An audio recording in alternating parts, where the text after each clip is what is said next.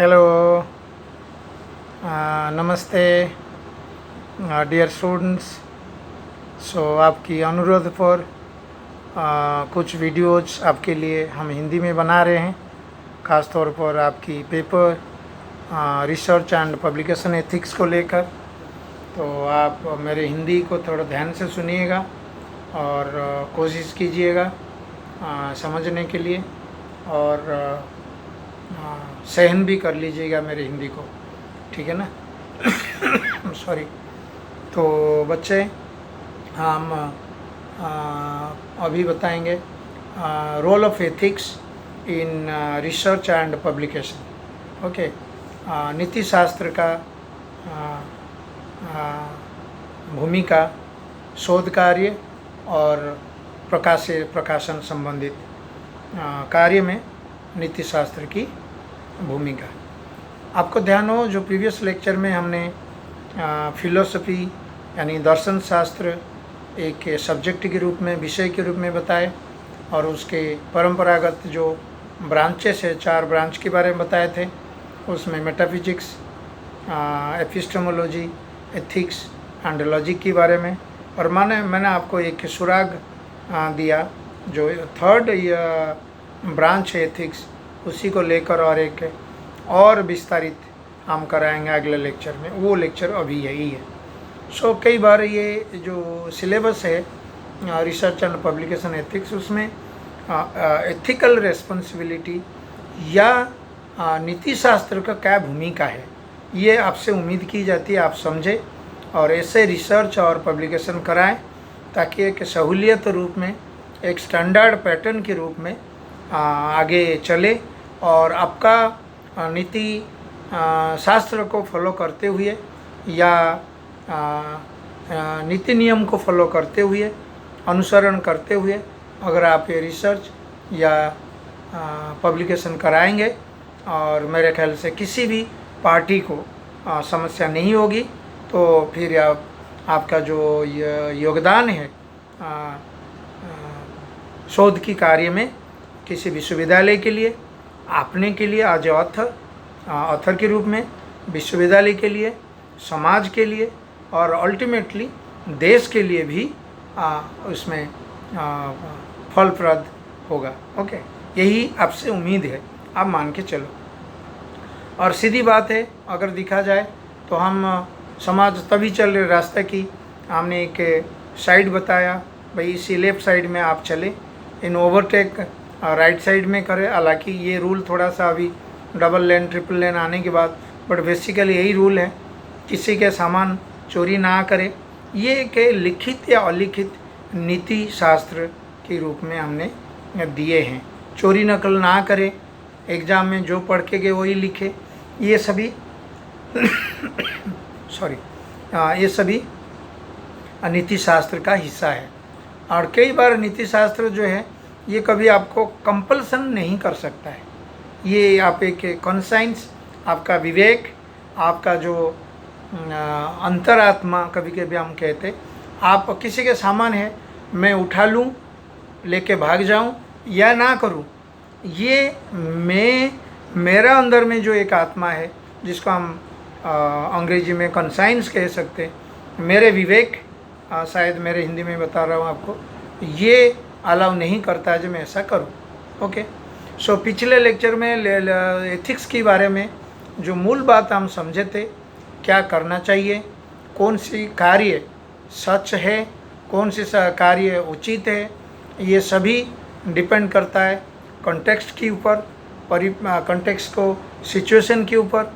और ये सारी जो रूल्स एंड रेगुलेशन, क्या करना चाहिए, क्या नहीं करना चाहिए, जो नीतिशास्त्र का हिस्सा है, ये भगवान का देह नहीं है, ये प्राकृतिक नहीं है, ये नेचुरल नहीं है, और ये कृत्रिम कह सकते हैं।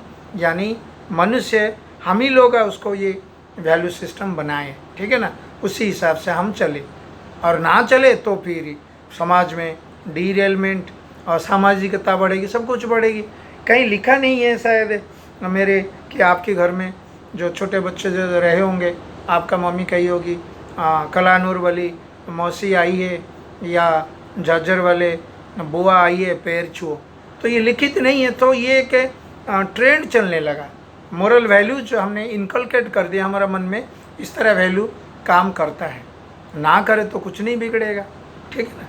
सो कई बार ये वैल्यू सिस्टम और एथिक्स में देखा गया, कुछ रूल्स हम तय कर, सभी विभाग में कुछ रूल तय किया गया, और वो रूल्स किसी आधार पर जब भगवान का देय नहीं है तो हम रूल्स कैसे बनाएंगे, ये एक प्रश्न आ सकता है।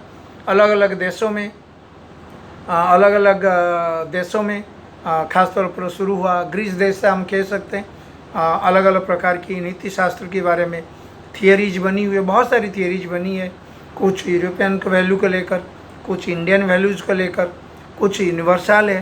तो इस तरह हम वो डिटेल पर हम नहीं जाएंगे, बट हमारे सिलेबस पर अगर हमने ध्यान रखते हैं, यही कहा गया, तो हम हमारे लिए कुछ रूल्स बना रखे नीति शास्त्र के हिसाब से। हमने कुछ रूल्स बना के उसी रूल्स को आप फॉलो करें। सो कुछ रिसर्च संबंधित और कुछ पब्लिक, दो टुकड़े में हम इसको समझेंगे। मोरल फिलोसफी यानी एथिक्स का क्या भूमिका है, ठीक है ना। सो रिसर्च में ख़ास तौर पर रिसर्च हम मान के चलो साइंस टेक्नोलॉजी की रिसर्च के बारे में बताएं, ठीक है ना। तो क्या करना चाहिए, क्या नहीं करना चाहिए, समय समय पर भी हमने कौन सा चीज़ सही है, कौन सा चीज़ सही नहीं है। आपको ध्यान हो, मैं प्रीवियस लेक्चर में बताया था आपको, अर्जुन और कृष्ण की बातें रण क्षेत्र में, रणभूमि में। सो बार बार ये कृष्ण भगवान जो है अर्जुन को प्रेरणा देते हैं, मोटिवेट करते हैं। तो ठीक है ना। तो सिमिलरली पहले आपको ध्यान हो, जो आप साइंस पढ़े होंगे, 10 साल पहले की बात बता रहा हूँ, जैसे उससे पहले अगर साइंस टेक्नोलॉजी पढ़े होंगे, ख़ासतौर पर बायो, उसमें कुछ एनिमल्स को हम डाइसेक्ट काटते थे, फिर उनको जोड़ देते थे, उनका वेन्स चेक करते थे, उनके खून की सर्कुलेशन जो है प्रवाह, उसको चेक करते थे, ठीक है ना। तो मेरे ख्याल से उसीलिए शायद हम उसको अच्छे मानते थे, क्योंकि उसी एनिमल की माध्यम से रिसर्च करते हुए हमने एक बड़ा जो हमारा मानव समाज को, उसका जो निर्णय था, उसका जो रिजल्ट था, उसको अप्लाई करके हमारा पूरे मानव सभ्यता को हम बचा सकते हैं। बट वो फिर बदल गया। मैंने कहा ethical values is not natural, not universal, बताया था आपको। सो उसी आदमी फिर उसको थोड़ा सा बदल दिया, क्योंकि एनिमल एक्टिविस्ट, एनिमल प्रेमी जो है, उन्होंने आए तो बताया नहीं एनिमल को। उनमें से एक हमारे जो मेनका गांधी है, वो उनमें से भी एक है। सो एनिमल लवर्स, नो, इनको आप मत काटें, ठीक है, उनको आप मत काटें। सो आप रिसर्च करना है तो इनके बिना। सो अगर ये वैल्यू का हम मानते हैं तो फिर रिसर्च, ऐसा नहीं है जो रिसर्च नहीं हो सकता है। फिर हम एक विकल्प हमने ढूंढ लिए। क्या ढूंढ लिए, कैसे किए? सिमुलेशन, एनिमेशन, इस प्रकार के माध्यम से, टेक्नोलॉजी के माध्यम से हमने ये विकल्प हमने ढूंढ लिए। ये रहा आपकी रिसर्च के संबंधित। और सोशल साइंस में भी इसी तरह रिसर्च देखने को मिलता है। ऐसा नहीं है जो ये जो एथिकल पार्ट सिर्फ lab based research, bio research में काम में आता है। इन फील्ड रिसर्च जब हम फील्ड को जाते हैं, कई बार उनसे रेस्पोंडेंट्स जो हमारा सब्जेक्ट्स है, उनसे कई बार प्रश्न पूछते हैं, या कई बार सारी प्रश्न को लंबी कागज़ में लिख के उनको देते हैं, हिंदी या इंग्लिश में, जो लैंग्वेज वो समझे, जिसको हम टेक्निकली क्वेश्चनर कहते हैं। या कई बार क्वेश्चनर्स कुछ बातें जानकारी नहीं मिली, इंटरव्यू के माध्यम से पूछते हैं, क्योंकि और कई बार हमको थोड़ा सा ज़्यादा नैतिकता बरतना पड़ेगा जब भी हमने कोई women issue, sensitive issues women को पूछते हैं, महिलाओं से जानकारी लेते हैं, बच्चों से जानकारी लेते हैं, ठीक है ना। तो जैसे कि एक उदाहरण देते हैं, आप किसी को क्वेश्चन पूछ रहे हो, या क्वेश्चनर दिए हैं, एक क्वेश्चन में लिखा आपके कितने बच्चे, ठीक है, फिर दूसरे क्वेश्चन में आप कह रहे हो आप शादीशुदा है क्या। ये तो एक इंसल्ट है जो आपका जो क्वेश्चन रेस्पोंडेंट से जो सब्जेक्ट से इनके लिए एक इंसल्ट है, ठीक है ना। तो इस तरह आप क्वेश्चंस पे से डिजाइन करें, उनको क्षति ना पहुँचे, उनके मानसिक दृष्टि से वो नाराज़ ना हो, इस तरह भी हमको ध्यान रखना पड़ सकता है। रिसर्च भी चलेगी और एथिकल पार्ट भी चलेगी, दोनों साथ साथ आपको लेके चलना है। आजकल मानव अधिकार वाली बातें भी आ रहे, आप रिसर्च इनका पर करें, बट जैसे ट्राइबल पर रिसर्च आप कर रहे हैं तो फिर उसमें भी ट्राइबल सेफगार्ड ट्राइबल एक्ट है। आप देखे होंगे कई कहानी अखबार में आता रहता है, जैसे अंडमान निकोबार में जैसे ट्राइबल पर रिसर्च करने जाते, फिर उनकी जो अधिकार हमने बना रखे, उनके दूसरे मानव समुदाय से उनको अलग रखे हैं, तो उस संबंधित वो उसमें कुछ छेड़खानी ना हो, जो एथिकल नॉर्म्स बनी है उनको छेड़खानी ना हो। तो ये सारी बातें एथिकल पार्ट की हिस्सा है। देन कम टू एक पब्लिकेशन हिस्सा, जो दूसरे पार्ट है। पब्लिकेशन संबंधित नैतिकता बरतनी है। सभी पार्टी जो पार्टी प्रकाशन संबंधित जुड़े हुए हैं, पब्लिकेशन संबंधित जुड़े हुए हैं, सबको एक नैतिक मूल्यबोध के साथ आपको काम करना है।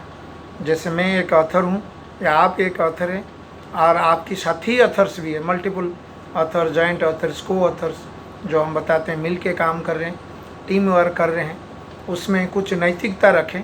नैतिकता मतलब साथ साथ काम कर रहे हैं, कोई अधिक करता है, कोई कम करता है, किसी का लिमिटेशंस क्या है, उसमें नैतिकता सभी मिल के हम बाद में जो निष्कर्ष आएगा उसमें हम ये नहीं कह सकते हैं जो मेरा कंट्रीब्यूशन है, उन्होंने कुछ कंट्रीब्यूट नहीं किया।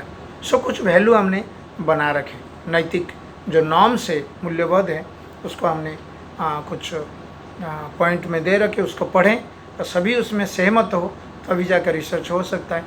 और दूसरे पार्टी ऑथर के अलावा दूसरे पार्टी हो सकता है पब्लिशर्स जो है अल्टीमेटली वही आपकी काम को, रिसर्च की शोध काम को उन्होंने छपाएंगे, वही प्लेटफॉर्म देंगे, वो भी हमारे मेहनत को समझे, वो भी एक नैतिकता पर चले, चाहे साफ़ सुथरा बोले, क्लियर कट बोले, चाहे नाम इनाम हो वो हमको मिले, जहाँ के फिनंशियल बेनिफिट्स है उसमें साफ़ सुथरा हो, ठीक है। धांधली जिसको हम कहते हैं वो उसमें दिखाई नहीं दे। मैंने आपको प्रीवियस लेक्चर में एक उदाहरण दिया था, जैसे आपको आप अगर किताब छपाते हैं, वो एक्चुअली 10,000 कॉपी छपाएंगे, प्रतियाँ, आपको 200 कहेंगे, सर 1,000 छपाएंगे, 200 कहेंगे, 10,000 छपाएंगे, 1,000 कहेंगे। कई बार करते हैं ऐसे, क्योंकि क्लियर कट उनकी और हमें भी छपानी है, उनको भी छपवानी है, तो कई बार वो एथिकल वैल्यू मेंटेन नहीं करते हैं। एक प्रकार दुकानदारी की चलते सारी मुनाफा वो ले लेते, कुछ मुनाफा दे के और सारी वो फ़ायदा उठाते। कई बार किताब की रीप्रिंट होती है, रीप्रिंट यानी पुनः मुद्रित, अपने मन से पुनः मुद्रित कर देते हैं, बाज़ार में ले आते हैं और ऑथर को जानकारी नहीं देते। कई बार ट्रांसलेशन अधिकार होता है, मान के चलो ट्रांसलेशन अधिकार ऑथर के पास से रहनी चाहिए।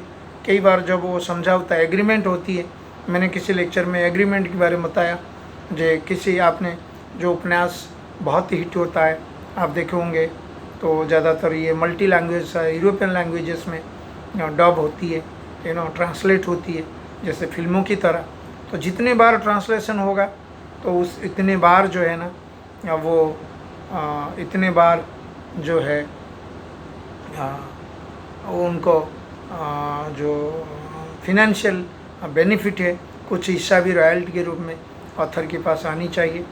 देन इन बिटवीन भी कुछ पार्टीज और है, प्रिंटर है और एक रिव्यूअर होते हैं। मैं ख़ास तौर पर बताऊँ, आजकल किताब जर्नल में पीयर रिव्यू और blind review, double blind review, कोई आपके क्या लिखे, कैसे लिखे, सही है कि नहीं, पब्लिशर को तो जानकारी नहीं है, और पब्लिशर ऐसे इतना सारी एक्सपर्ट रख नहीं सकता, तो रिव्यूअर्स को भेजता है। और रिव्यूअर्स कई बार जानबूझ के आपने अज्ञानता की बजाय और इंटेंशनली कई बार जो है वो आपका पेपर को रिजेक्ट कर देता है।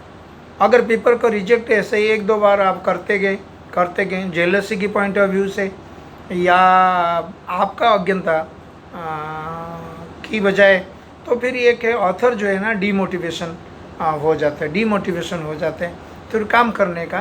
तो कहीं ना कहीं उत्साह बढ़ाने के लिए, मोटिवेशन होने के लिए ये जो नैतिकता, क्योंकि कोई अगर बदमाशी करना चाहा, कोई अगर अपना मनमानी करना चाहा, मेरे ख्याल से कोई कुछ कर नहीं सकता है, ठीक है ना। ऑथर पब्लिशर अगर छपाना नहीं चाहता है आपका लेख को, आपका आर्टिकल को, रिसर्च पेपर को, तो आप कुछ नहीं कर सकते, ठीक है ना। तो बट एक एथिकल यानी म्यूचुअल हो, एथिकल अंडरस्टैंडिंग इज क्या है ना, एक हमने नैतिक बोध के हिसाब से हम चले, ठीक है ना, जो ज़्यादातर लोगों को सहूलियत है। इससे सभी काम सुचारू रूप में चल सकते हैं, खास तौर पर रिसर्च एंड पब्लिकेशंस। तो दिस इज ऑल अबाउट, संक्षिप्त में बताया गया आपको रोल ऑफ एथिक्स, यानी शोध कार्य और प्रकाशन में नीति शास्त्र की भूमिका। Hope you like it, thank you, and don't forget to subscribe my channel in YouTube. Thank you.